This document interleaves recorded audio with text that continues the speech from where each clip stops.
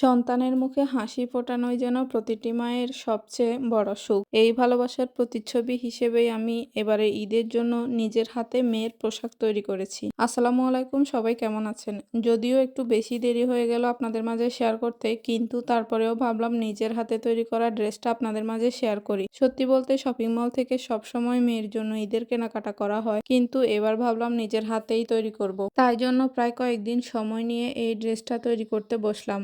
এই ড্রেস তৈরি করতে কাপড় বাছাই করার সময় থেকে শুরু করে হয়েছিল এক অনন্য আনন্দের যাত্রা। এমন একটি রং বেছে নিয়েছিলাম যা আমার মেয়ের উজ্জ্বল ব্যক্তিত্বের সঙ্গে মানানসই হবে। তারপর ডিজাইন চিন্তা করলাম, কি করলে ওর হাসিটা আরো বড় হবে, কি করলে ঈদের দিনে সে নিজেকে সবচেয়ে সুন্দর ও আরামদায়কভাবে উপস্থাপন করতে পারবে। পোশাক তৈরির প্রতিটি ধাপে আমি যেন ওর সুন্দর মায়াবী হাসি কল্পনা করছিলাম। সুতো আর কাপড়ের সংস্পর্শে অনুভব করছিলাম সেই সুন্দর মুহূর্ত যখন সে প্রথমবার পোশাকটি পরে আয়নার সামনে দাঁড়াবে, হয়তো খুশিতে ঘুরবে, বলবে, মা এটা তো দারুণ সুন্দর হয়েছে। আমার কাছে এটা শুধুমাত্র একটি পোশাক নয়, বরং আমার হৃদয়ের ভালোবাসা, যত্ন আর স্নেহের প্রতিচ্ছবি। ঈদের দিন যখন আমার ছোট্ট রাজকন্যা এই বিশেষ পোশাক পরে আনন্দে মেতে উঠবে, তখনই আমার শ্রম আর ভালোবাসার সার্থকতা মিলবে। সন্তানের জন্য নিজ হাতে তৈরি করার যে অনুভূতি, তার সুখ সীমা সত্যিই অশেষ। একটা সাধারণ কাপড় ভালোবাসার ছোঁয়ায় হয়ে উঠল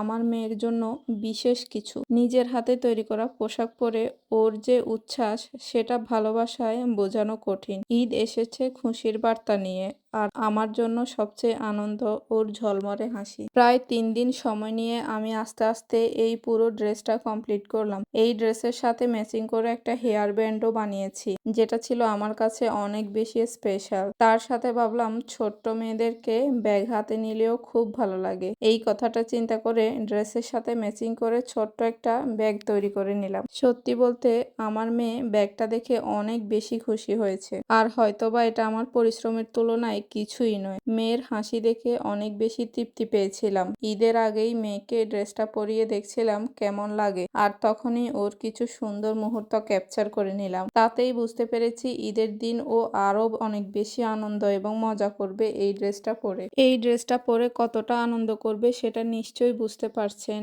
ওর এত খুশি দেখে আমি মনে করি শপিং মল থেকে কেনা জামার থেকে এটা কোনো অংশে কম হয়নি। তাছাড়া আমার কাছ থেকে এটা আরো অনেক বেশি স্পেশাল মনে হয়েছে। বিশেষ করে আমার মেয়ের খুশি, তাই জন্য আমিও খুশি। ঈদের দিনে মেয়ের আনন্দের থেকে বেশি কিছু সত্যি একজন মায়ের কাছে হয়তোবা আর কিছুই হবে না। আশা করি আমার তৈরি করা ড্রেসটা আপনাদেরও ভালো লাগবে, আর এই ড্রেসটা কেমন হয়েছে সেটা জানাতে অবশ্যই ভুলবেন না। আর এরকম ড্রেস তৈরির ভিডিও দেখতে চাইলে সেটাও জানাবেন। আজকে এ পর্যন্তই, সবাই ভালো থাকবেন।